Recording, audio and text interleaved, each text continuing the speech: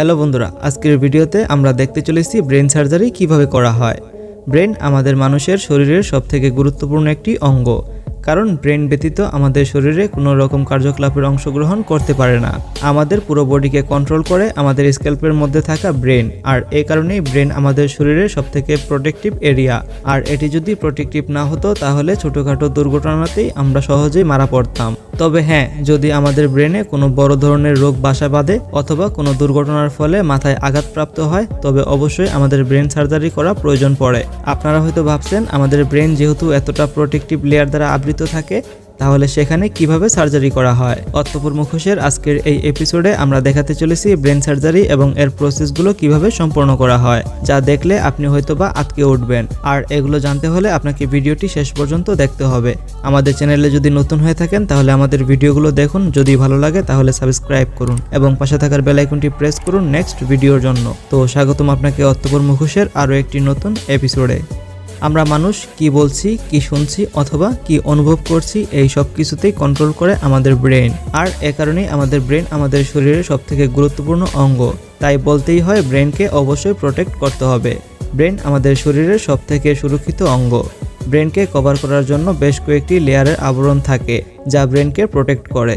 আর এগুলোর মধ্যে সবথেকে গুরুত্বপূর্ণ অংশ হলো স্কাল্প, অর্থাৎ আমাদের মাথার খুলি। আর আমাদের মাথার খুলি হাড়ের সমন্বয়ে গঠিত, যা আমাদের ব্রেনকে খুব ভালোভাবে প্রোটেক্ট করে।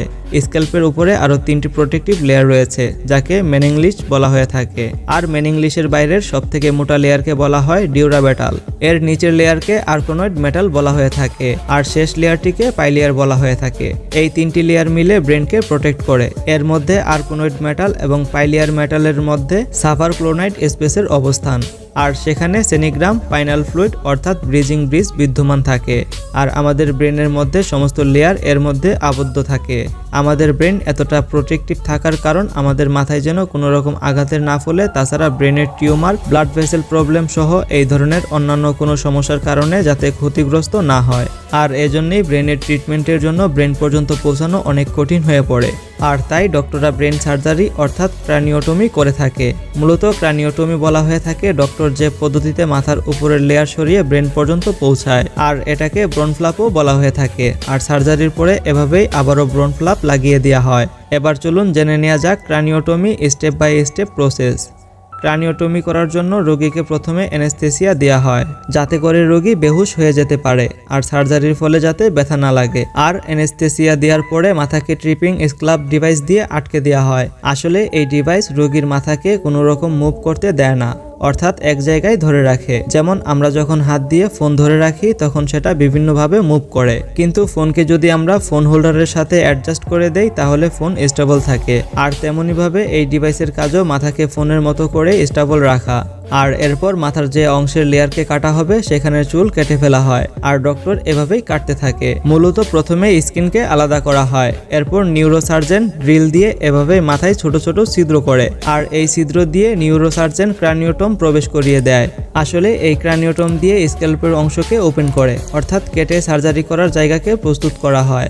এরপর সার্জন ব্রন ফ্ল্যাপ রিমুভ করে। আমরা আগেই বলেছি মাথার সবথেকে মোটা লেয়ারকে ডিউরামেটাল বলা হয়ে থাকে, আর তারপর এটাই আলাদা করা হয়।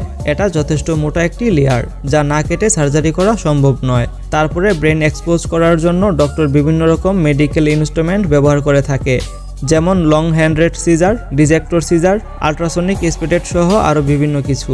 আর এই সকল ইনস্ট্রুমেন্ট দিয়ে সার্জন ব্রেনে যে সমস্ত সমস্যার সৃষ্টি হয় সেগুলোকে রিমুভ করে।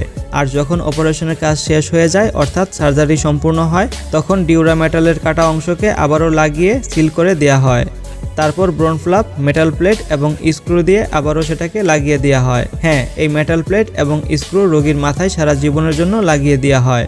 এটা সম্পূর্ণ হওয়ার পরে স্ক্যাল্পের উপরের অংশকেও আটকে দেওয়া হয়, আর তারপর মাথাটা শক্তভাবে বেঁধে দেওয়া হয়, যাতে করে কিছুদিনের মধ্যেই কাটা অংশগুলো আবারও জোড়া লেগে যেতে পারে। বন্ধুরা, এই পুরো প্রসেস জানার পরে হয়তোবা আপনাদের অনেকেরই মনে হচ্ছে যে এটা এতটা কঠিন একটি প্রসেস, কিন্তু এটা কঠিন হোক আর যাই হোক না কেন, একজন রোগীর জন্য এই প্রসেস খুবই গুরুত্বপূর্ণ।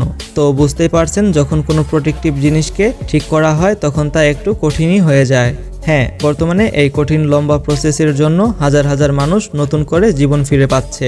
এই প্রসেস যদি আবিষ্কার না হতো তাহলে ব্রেনের বিভিন্ন অসুখের কারণে প্রতি বছর হাজার হাজার মানুষ মারা যেত। ভিডিওটি ভালো লাগলে লাইক করে শেয়ার করতে পারেন এবং আপনি যদি এমনই রহস্য, রোমাঞ্চ, আনকমন ও ইন্টারেস্টিং ভিডিও দেখতে পছন্দ করে থাকেন তাহলে আমাদের ভিডিওগুলো দেখুন। যদি ভালো লাগে তাহলে সাবস্ক্রাইব করুন এবং পাশে থাকার বেল আইকনটি প্রেস করুন নেক্সট ভিডিওর জন্য। তো দেখা হচ্ছে আগামী এপিসোডে, ততক্ষণ পর্যন্ত ভালো থাকবেন। ধন্যবাদ সবাইকে।